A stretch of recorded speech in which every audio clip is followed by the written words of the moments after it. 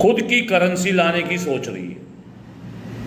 दोस्तों, क्योंकि US government basically government की तरह काम नहीं कर रही, एक गुंडा राज की तरह वर्ल्ड को धमकाने की कोशिश कर रही है।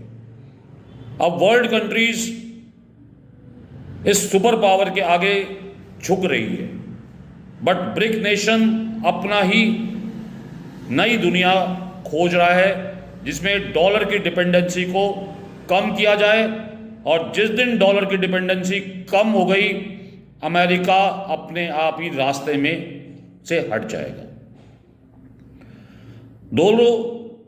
दोस्तों, डॉलर की ग्लोबल ताकत है,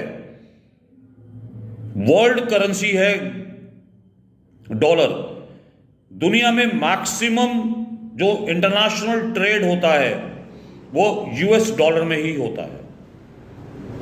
आईएमएफ के अकॉर्डिंग 59% जो फॉरेन रिजर्व है वो डॉलर में ही है।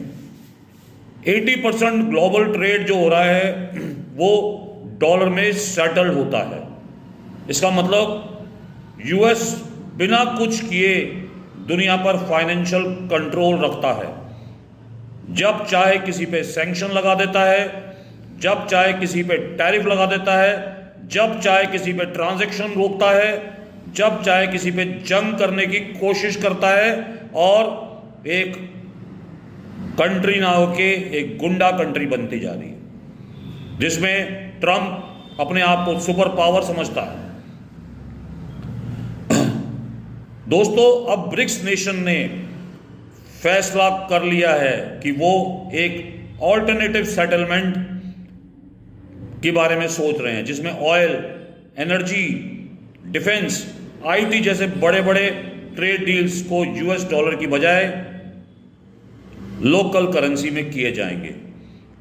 रशिया ऑलरेडी इंडिया के साथ रुपी ट्रेड करना स्टार्ट कर दिया है।